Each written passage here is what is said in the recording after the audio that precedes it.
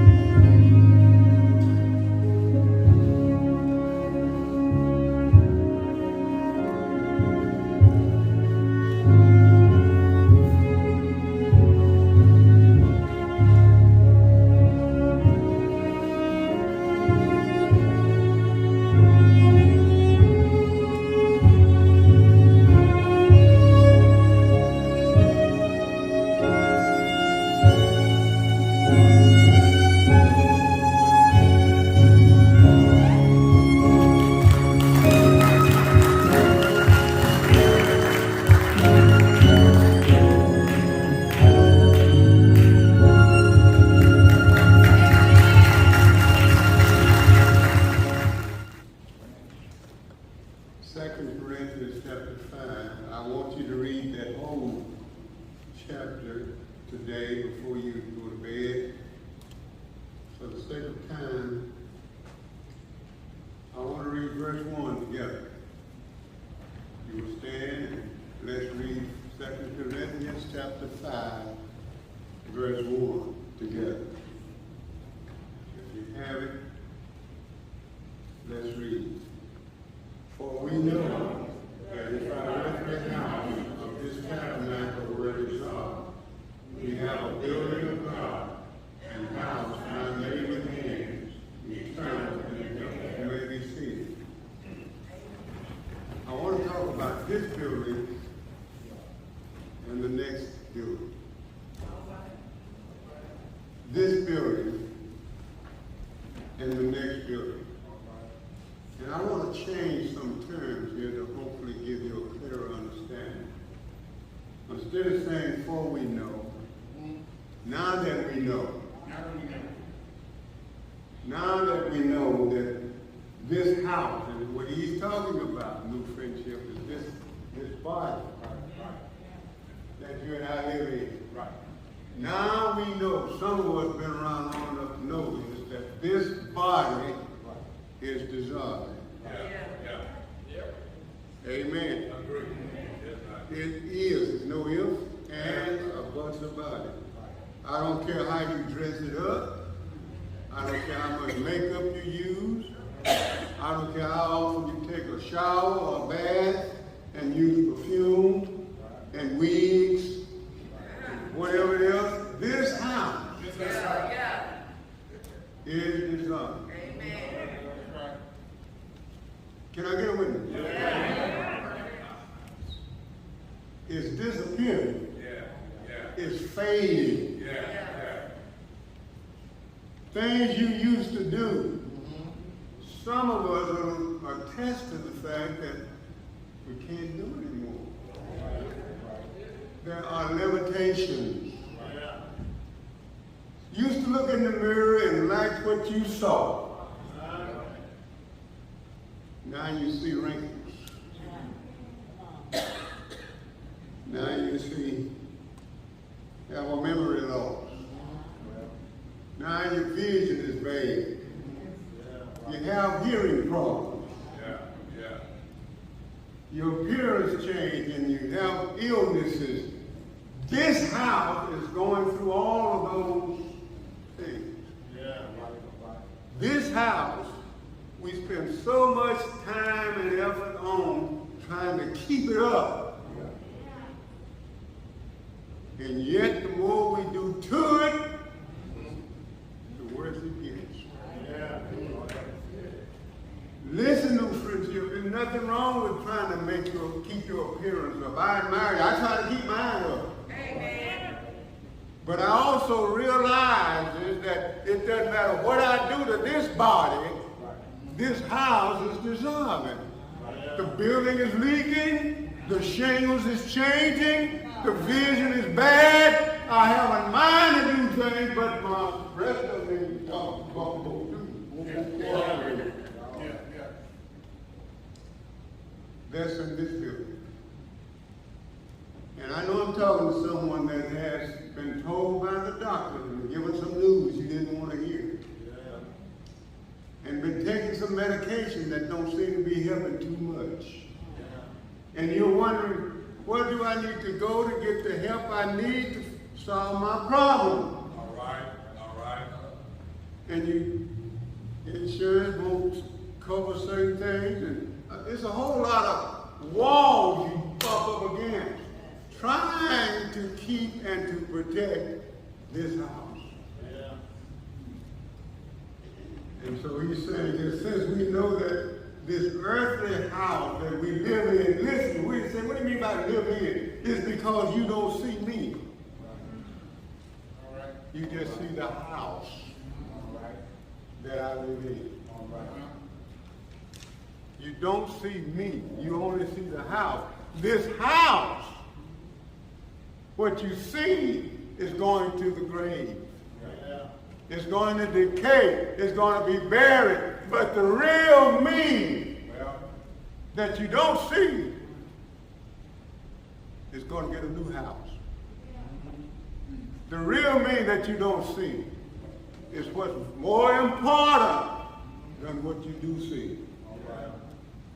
Is that soul, is that real me on the inside. And so the Apostle Paul, as he wrote to the church at Corinth, and as I say to you this morning, new friendship, since this house is dissolving, I want you to not get weary, because there is another statement here in verse 1. And that other statement in verse 1 is we have a building, or shall I say another building, of God, and house not made with hands, eternal in the heavens. And that should give us enough encouragement to run on and see what the end is going to be. Because this body is disappearing. In verse 10, it says, for we must all appear before the judgment seat of Christ, that everyone may receive the things done in his body according to that he has done, whether it's good or bad. Amen. For Christian service, in 1 Corinthians chapter 3, verse 12 through 23, I want to go back over there and read that to you. 1 Corinthians, turn over there with me, if you will, verse 12. All right. 1 Corinthians, chapter 3, verse 12. Still looking? Anybody still looking? Will somebody read that from verse 12 through verse 23? Now, if any man build upon this foundation, This house, gold, silver, precious stones, wood, hay, stuff, read on. every man's work shall be made manifest, for the day shall declare it, because it shall be revealed by fire. And the fire shall try every man's work of what sort it is. If any man's work abide, which he hath built thereupon, he shall receive a reward. If any man's work shall be burned, he shall suffer loss, but he himself shall be saved, yet so as by fire. Now ye are not that ye are the temple of God, and that the Spirit of God dwelleth in you. If any man defile the temple of God, him shall God destroy.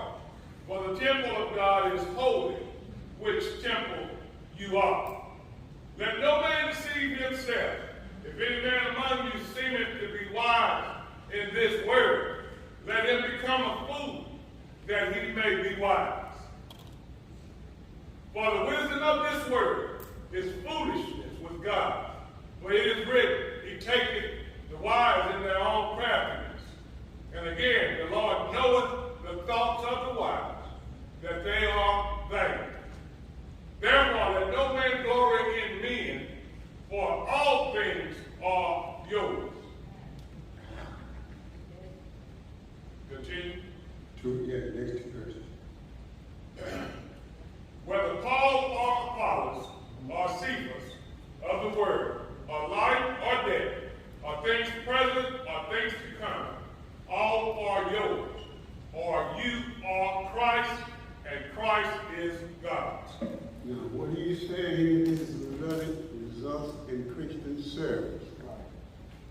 It is important, new friendship, that you serve as saints. Don't get weary in your service. Be ye faithful until you get tired. Is that what the Bible says? No. Be ye faithful until you get old. Is that what it says? No. Be ye faithful until you have physical infirmities. Is that what he says? No. No, he said, be ye faithful until death. Yeah. And I will give you. Now, Christian service is important. We are all carnal. Yeah. You know, the Bible has three categories of men: the natural man, the carnal man, and the spiritual man. Right. We are all falling in that carnality road. Everyone in here, I've said over and over and over again, that every one of us in here are a work in progress. Yes, sir. We are becoming what God wants us to become. And as we are becoming, it's going to take time and proper teaching. Amen. And so, during that time of proper teaching and becoming, you're going to get sick, you're going to get old, you're going to have hearing problems, you're going to have vision problems, you're going to have physical appearances changing, you're going to gain weight, lose weight. Yeah. Lord have mercy. Am I talking? Yes, sir. Yes, sir. You're going to get some bad news from the doctor that you don't want to hear. But don't let that cause you to stay awake at night. Be thankful. Yeah. I don't want to be a dead horse, but I'll be 80 years old and old. Yeah. And I thank God that things are as well with me as they are. I'm thankful that I can feel my aches and pain. Yeah. I'm thankful that I can still walk and talk and I'm thankful. And instead of complaining all the time, I say thank you, Jesus. Yeah. Why don't you try it? Yes, sir. Yes, sir. Instead of running to the pill box, thinking that's going to give you ease and relief at night. Yeah. And don't get me wrong, I'm not saying if the doctor told you to take medicine, don't take it. I'm not saying that. I'm saying don't put your confidence and your hope in the pill. But thank God that He's given you a doctor to give you prescription, but thank Him for the pain. Thank Him that you are still here. Because I visited the hospital the other day. And I walked from door to door, and there were folk in there that didn't even know they were there. They didn't know they was there. They was alive and didn't know.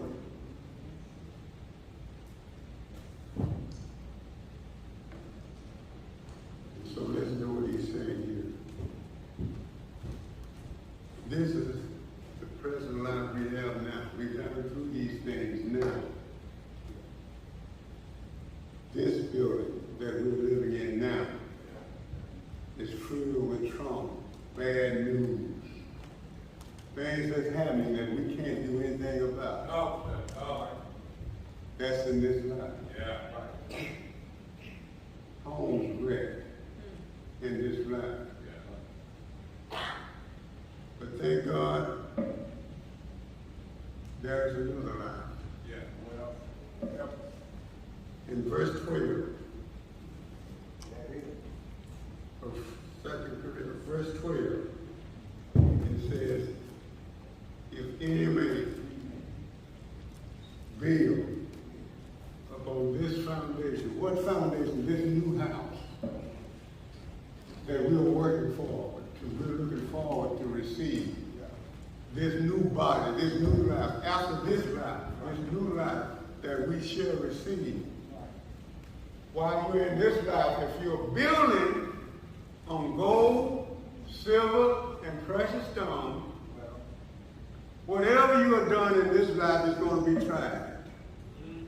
And the trial is going to be tried by fire. And it's saying wood, hay, and stone. Now let me tell you the difference.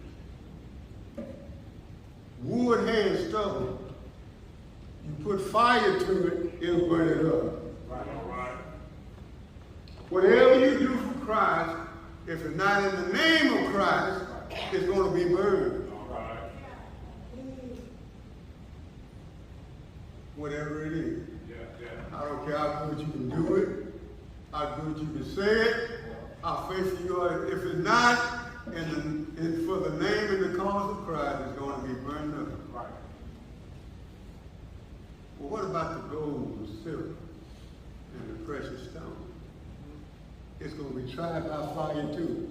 And the more you burn gold, the more you burn silver. The more you burn precious stone, the more it glitters. The more pure it becomes. Right.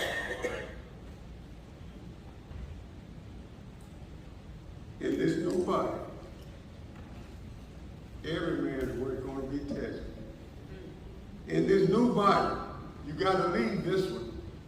And there are only two ways out here. You ready? Yes, sir. There's not two ways out here. You're going to either die, or the rapture is going to come.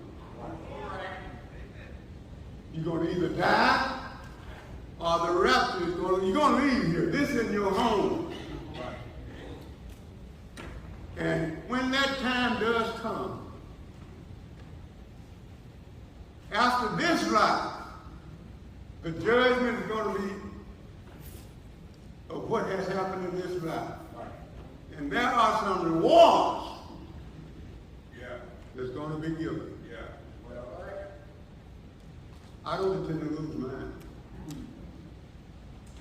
And so, in this new body, after this life is passed and we've got this new body, we will be absent from this body and present with the Lord. In this new body, it's going to be free of all of the things we talked about in this body. Because in the book of Revelation, chapter 21, you got time to read it sometime. I'm not going to take all your time up, but in chapter 21, John talks to us about this new body, this new house, this new building that we're going to receive. Those who have accepted Jesus Christ as their own personal Savior. I can't accept Christ for you. You can't accept him for me. I have to accept him for myself.